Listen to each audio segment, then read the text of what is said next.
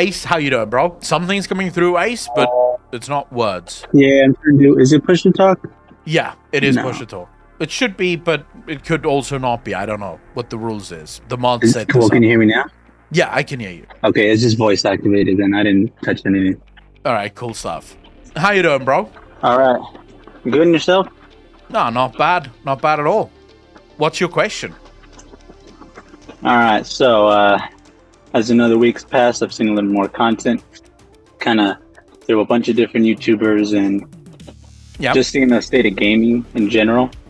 And it kind of intrigued me on how different Japanese companies have been like making their games and pleasing players, and then the West hasn't been doing that, and they've been really going hard on like the microtransactions and battle passes. And I'm just like, like with Halo Infinite as an example. I don't know if you played that. No, I haven't. But I know enough. I follow enough of it to know at least a bit. But I don't play it myself. So like with that, 343, took over with what Bungie had recently done. Yep. And they never really hit the same stride as Bungie, because Microsoft just made a company or a studio to make this game for them because they want Halo to continue to exist. Yeah. And unfortunately, 343 still hasn't really felt like they made Halo, and they've been trying to make it their own other thing. Yeah. Not to mention the TV show that came out that's just garbage. I've heard people, like Halo fans, are not happy with the Halo TV show. Yeah. I didn't even watch it. I've only seen like trailers and snippets, and I'm just like, that's horrible. Like the Forward Unto Dawn, that 14-15 minute, YouTube video that they had a long time ago, that one's way better than this shit. It's just like, God damn.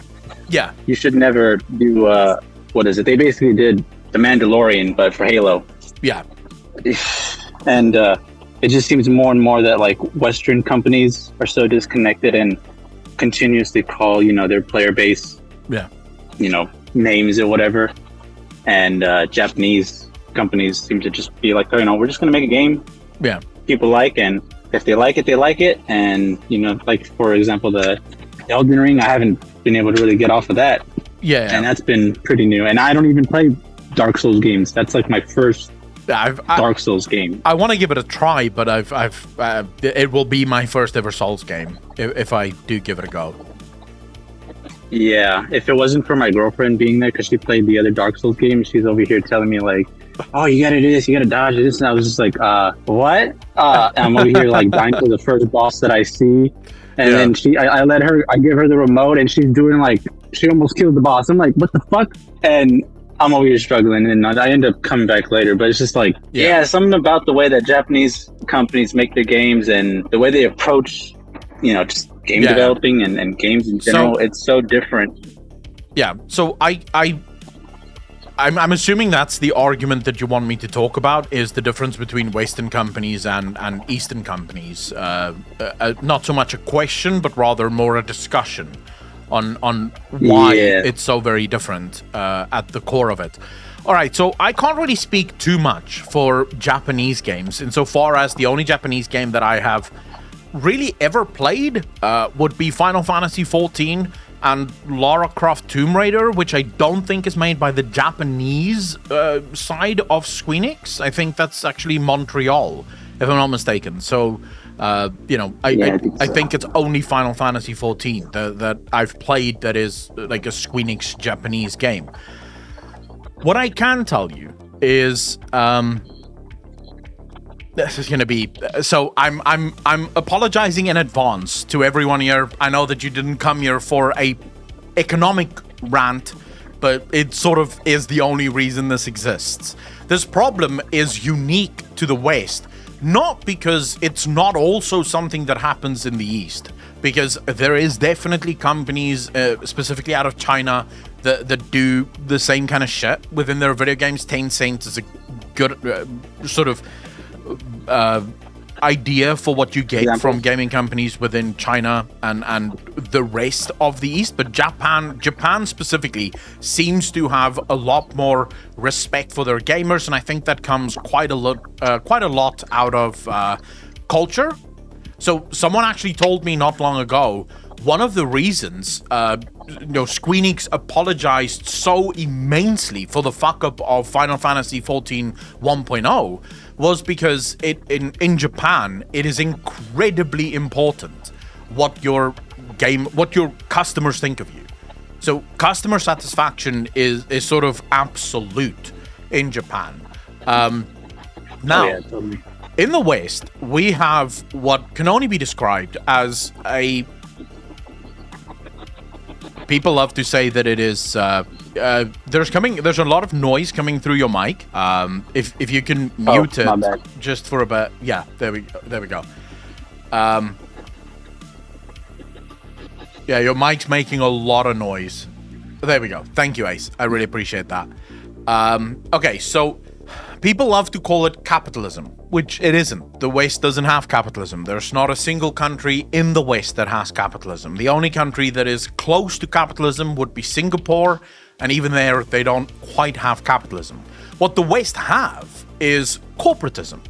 So corporatism, so let me first explain what capitalism is supposed to be, and then we'll talk about what corporatism is. So capitalism is supposed to be the market in 3 pillars, right? So you have the producer or the entrepreneur, right? You have the worker and you have the consumer. These 3 pillars are supposed to almost govern each other. So you need consumers that is incredibly well informed about how products are made, what products go through, what companies do. So you need a lot of visibility within the market sector so that you can look at a company and say, well, I don't like what you do at all. Like the way you do things is just not what I think is okay. I'm not going to support you. Then you need the workers, right, to be able to push back against working conditions that they don't quite agree with, pay conditions that they don't quite agree with. And then you have the producers who, without them, nothing would fucking exist, because without the person who comes up with the idea for something, nothing would actually happen. So this is sort of what capitalism is supposed to be. Those 3 are very important. Is that so in the US? Is that so in the West? The fact that Apple and their iPhones sell out literally every single year as soon as a new iPhone comes out tells you that it is not. The fact that the consumer pretends to care about things like child labor and working conditions, but then goes on to buy an Apple, tells you that the consumer is fucking useless. The consumer is not informed of their role within the market. So companies in the US have basically cut out the consumer altogether. The consumer isn't important. Being visible and being transparent with the consumer isn't really important. What is important is profits. The consumer is to blame for this, 100%. Corporatism does not exist within a bubble. There are 2 ways for corporatism to come into existence. One is through the help of the government, right? So when you have a government that basically shuts down all companies except for a handful, that's corporatism, and those corporations can then do whatever the fuck they want. The other way is the consumer not standing up for what they believe in. So the consumer goes out, buys an Apple iPhone, and then on the Apple iPhone tweets out how they despise child labor. So, okay, what the fuck did you just do? Right? The levels that you require of not thinking about something is deep on that one, right? That's just hypocrisy. Yeah, the people that will tweet about how they hate capitalism from their iPhone or their Galaxy, right? And it's like, dude, like, what the fuck are you saying? You can't. If you want no capitalism, then you have to send that shit in smoke signals. Because every device that you're using literally comes because of the free market. That's what you're using right now. Yeah? The fact that these companies are evil is your fault. Because you're not standing up with your wallet. You're not voting with your wallet. Gaming companies in the West know that they can get away with it. They know that they can bring out a dog shit game and then ride that game literally to the finish line by just launching, DLC after DLC with needless and useless content, battle pass after battle pass with needless, useless content.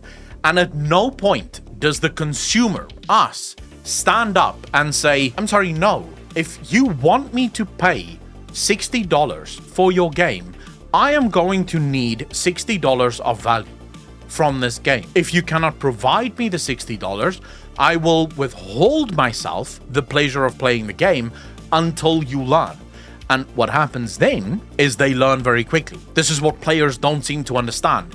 All it takes is for every single gamer to quit a game for a month, and you will see changes happen. All it takes is for all Call of Duty players to not buy the next Call of Duty, not buy the next Battlefield, and you will see how quickly things change. These companies are so sensitive to their profit margins because profits have become everything. The customer satisfaction doesn't matter to these companies because they're corporations, they're protected. They know they can get away with doing pretty much whatever the fuck they want. So unless we as the customers start taking our shit back and saying, fuck you.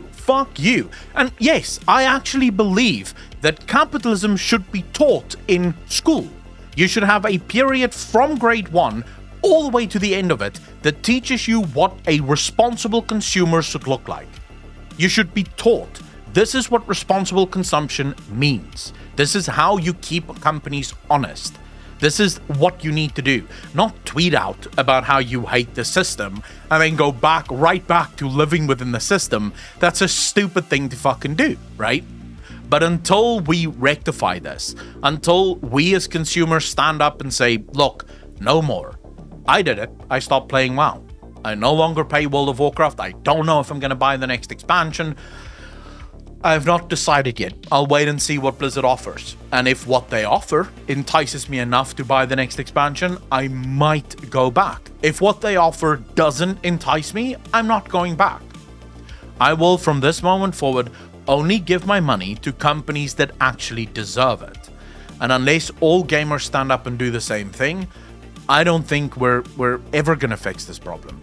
Because what we're basically doing, what a lot of people are basically doing, is they're living on hopes and dreams. They're hoping that the company will eventually start making a good game. If you keep paying them, what incentive do they have to make an actually good fucking game, right? Like, if you keep taking out your wallet and you keep swiping your credit card, why would they? It's easier to make a dog shit game and just you keep paying. There's no reason that they would change. Anyway, it's a long ass fucking rant. I do apologize, but ultimately, I've said this before, it is us that are to blame for this. It is not the companies. Companies want to make money, and I want companies to only care about making money. Because if they only care about making money, I can trust them. Because I know that company is out to fuck me to make money. I know that. I don't have to guess what their intentions are. I know that they're out to fuck me. Why do you think? It's something I was literally watching a video from Salted Foods just before we went live, and they were sort of they had this chocolate episode where they're going around the world and tasting different chocolates and stuff, and they were talking about how important it's become. Now in South Africa, that's not really that important yet. You have a nation where most people worry where their next plate of food is going to come from. They don't give a fuck where that food comes from. Just as long as there is food on the table, that's really all that matters. But in first world nations, it's become very important to people to know whether or not the cocoa beans is sourced responsibly, right? Does it come from a single country? Is is all the proceeds going back to that country? Are they being paid reliably?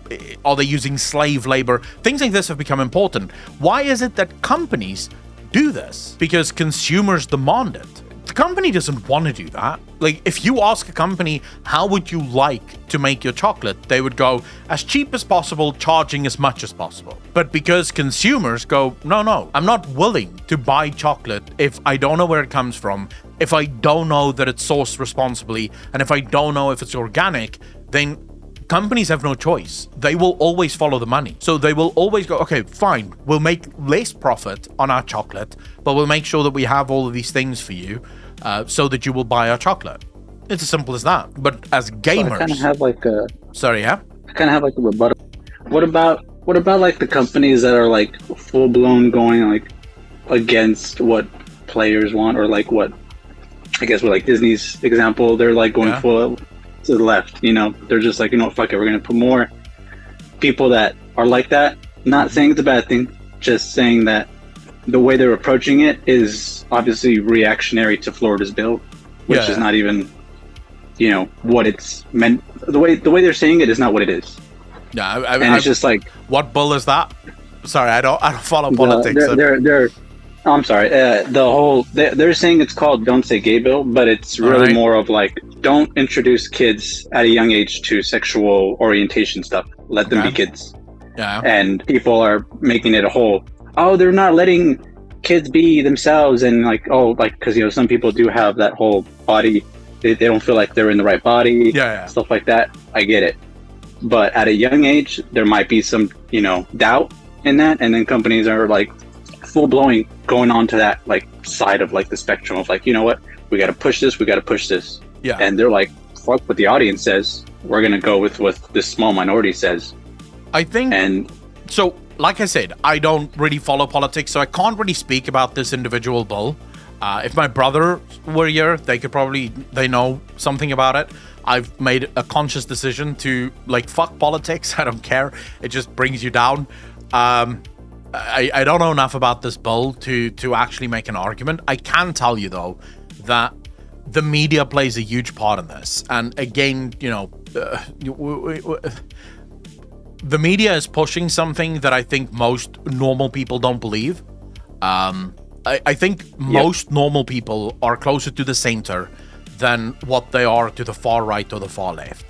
I think if you go far right to far left, you might end up with about, let's say, 15-20% of Americans that might be that far to the left. I believe in a very recent study, like 4 or 5 years ago, they went around America and they asked women in America whether or not they consider themselves feminists, and only 15% of all women in America considered themselves feminists, right? So clearly, it's not the majority that believe most of these things. The majority just want to get on with their lives and live. They don't really care for massive social change or throwing over the apple cart or anything like that. Most people just want to live. Now, companies like Destiny, Destiny, what the fuck? Companies like Disney, what do they have? They have the media. So the media tells them this is the general feel of the country, even though it isn't necessarily the general feel of the country. Because I think most people here, now I know nothing about this bill, just to clarify, but from what you've just told me, if that is true, I agree with it. I don't think kids, like young kids specifically, should be taught about sex at all, unless it's by their parents, which, the parents have sort of a job. But even then, I don't think I was 8 years old and my parents told me about sex. It was closer to like 12, 13, where my parents sort of started broaching the subject of sex with me. So, I can agree with that. There's no point in, like, why would you push this on kids, specifically small children? They have their own things and let them figure that out. If you don't make a big deal of it, it's not going to be an issue. My brother, I'll give you guys a quick example. One of my brothers, when he was very little, he used to dress in my mom's clothes, all the time, which bothered me at the time, because I was still young and very ignorant, and we would sort of make fun of him and tease him and tell him that he's going to be gay and all that shit. I'll be honest, I was a dickhead when I was younger. I was one of those people who had no time for gay people, and I thought it was an abomination. Very honest with you, I grew up horribly. Thank fuck I did grow up, right? And I eventually realized, well, actually, it's not that bad. College did a lot in that regard for me. But we made fun of my brother because he was dressing like a woman. He was putting on makeup. He was walking around dressed as my mum and playing make-believe and shit like that. And my mum one day sat us down and she was like, look, we've been to the psychologist, and the psychologist said, you guys should stop making a big deal of this. Let him be. Let him live. Let him find himself. Don't say anything. It's his game. Let him play it. He eventually grew out of it. I think by the age of 6 or 7, he stopped wearing female clothes, right? And we all stopped, by the way. So for the last 3 or 4 years of him playing make-believe, we didn't say anything. We just sort of fucking rolled with it. He grew out of it. Today, he is gay. So I sort of knew all the way back then that I think he's going to be gay. Today, he's gay. He has no inclination of, wanting to transition or anything. He loves being a guy. He's just gay, right? And that was him sort of finding himself. But you have to allow kids to find themselves. So I'm not okay with teachers and people pushing things on children, because children shouldn't, you know? Children shouldn't be forced into shit like this. Just let them live. But then also at the same time, you know, I think we can do a better job sort of educating parents on how to deal with gay kids, you know, once your kid does come out. But I think that, how the fuck do you do that, right? Unless you ask parents to go to college or some shit. So I think there's there's a lot that we can do there, but that's sort of outside of the political sphere that I really care about or focus on in my general life. But yeah, I think ultimately it boils down to companies like Disney. They can only really go about what the media tells them. And the media tells them these things are important, so they follow suit.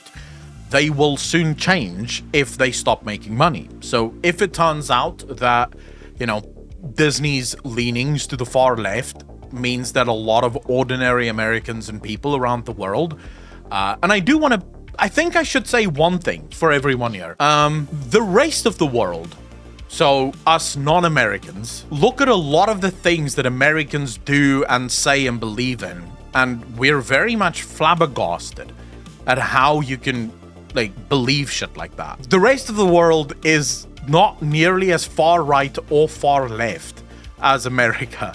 America seems to have a very interesting problem that only really exists in America, and sort of fringe groups in the rest of societies. Because I don't think we even have something like sex ed in South African schools until you're in high school. So here, if a teacher were to talk sex with a bunch of first graders, very good chance they would be fired. Very good chance that would lead to instant dismissal and no one would ask questions. There are certain things that's simply not appropriate at that age, and that's considered to be not appropriate at that age. But anyways, you know, that's sort of all I have to say about it, I think. Well, I'm good with what I asked. I know it might have been a little kind of out there, but I guess because I have a daughter, so my thoughts go to that and other stuff like that. See what your thoughts are, you know? Oh no, maybe one day if I'm ever a parent, I will pay more attention to shit like this. But you know, I unfollow everyone that is even slightly political on any of my social medias because it just brings me down, and I just want to care about games. I don't have time for too much politics in my life. But I appreciate the question, Ace, and I'm also very sorry for just, you know, going on and on and on about, my answer there. I really apologize. But anyways, no, you're good. Have a good day, bro. Thank you so much for the question. You too.